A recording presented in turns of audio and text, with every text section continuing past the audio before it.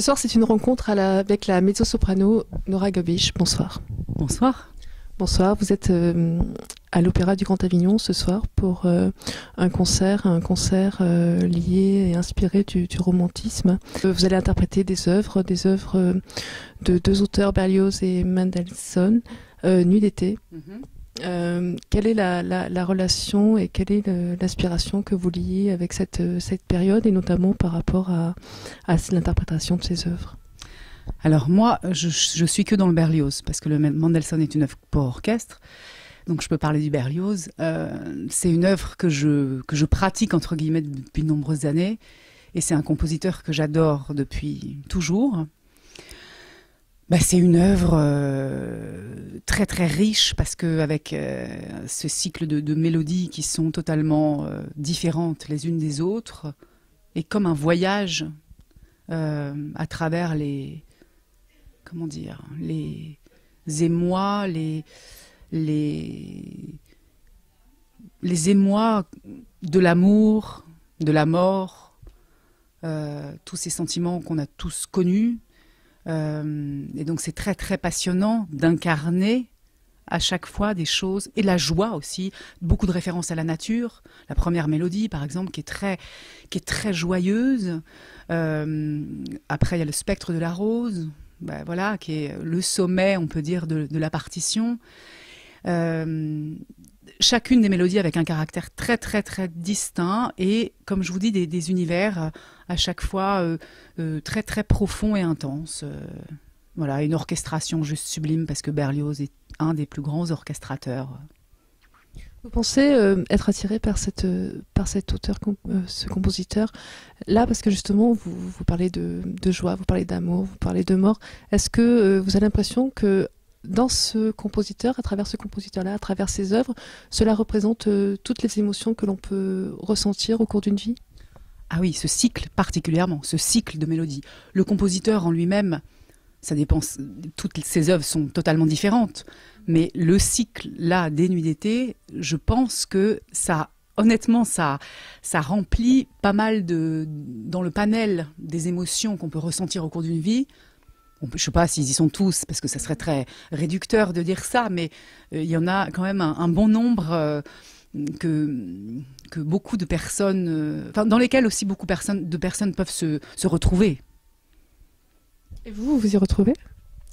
Moi, je m'y retrouve parce que c'est très très très grisant aussi d'aller chercher dans ces émotions, vécues ou non d'ailleurs. C'est-à-dire que c'est ça qui est passionnant dans la musique, et dans notre travail d'incarnateur aussi, d'interprète, mais d'incarnateur, je dirais aussi, d'aller puiser dans les choses, d'ouvrir une petite porte, la porte de l'émotion, de la joie, voilà, l'exaltation, et puis de la perte d'un être cher, la perte d'un amoureux, voilà, il y a l'amour, la mort, la passion, le voyage. Voilà, c'est très grisant d'aller puiser dans ses propres petites portes personnelles, et d'y trouver et de redonner après à travers des filtres, bien sûr, parce qu'on n'est pas en psychanalyse quand on est sur scène. Mais voilà, après c'est notre travail d'artiste, voilà.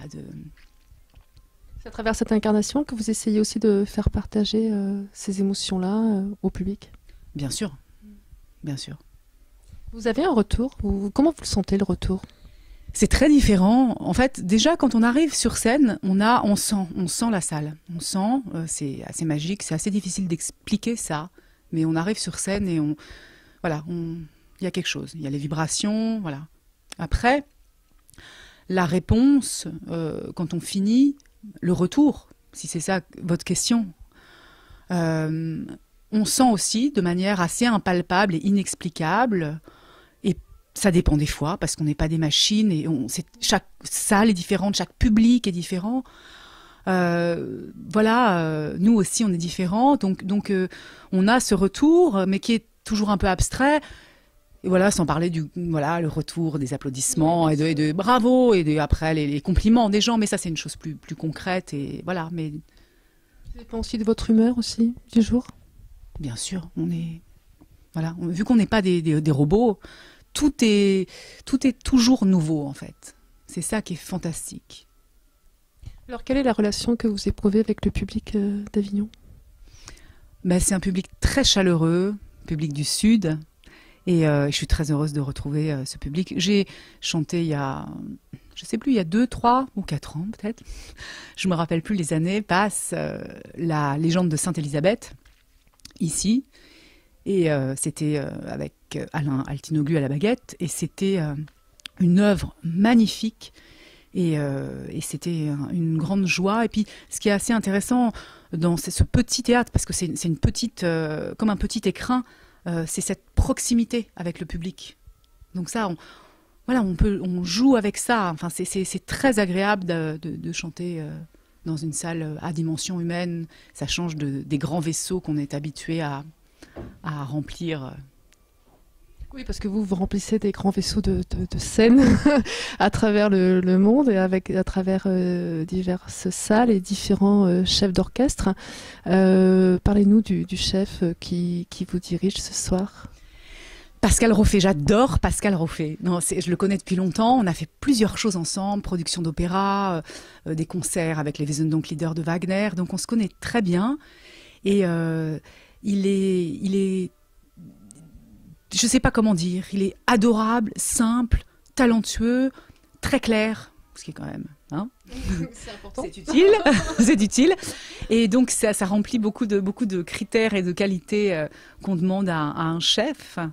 Et donc on se réjouissait, moi je me réjouissais, on s'envoyait des SMS avant de se retrouver en se disant ah voilà ça y est c'est bientôt, donc on se réjouissait. Voilà, il y a des chefs comme ça, on se dit ah voilà je suis hyper contente de le retrouver, d'autres plus ou moins et pour des raisons différentes, mais là aussi humainement c'est vraiment une belle personne et ça va aussi influer sur le mood du concert forcément.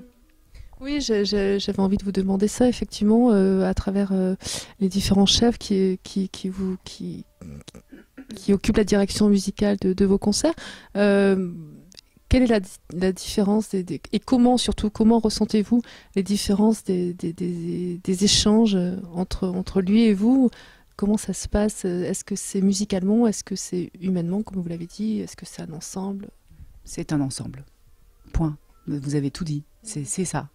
C'est un ensemble de choses. On ne peut pas différencier encore une fois, c'est un humain qui dirige, donc l'être humain avec ses névroses, avec son schéma, son ADN, de tout, quoi. Et donc chaque chef est différent et chaque chef donne une chose différente et c'est une histoire de rencontre aussi. Je vous laisse rencontrer le public là maintenant, Nora. Merci pour cette rencontre. Merci à vous. Merci.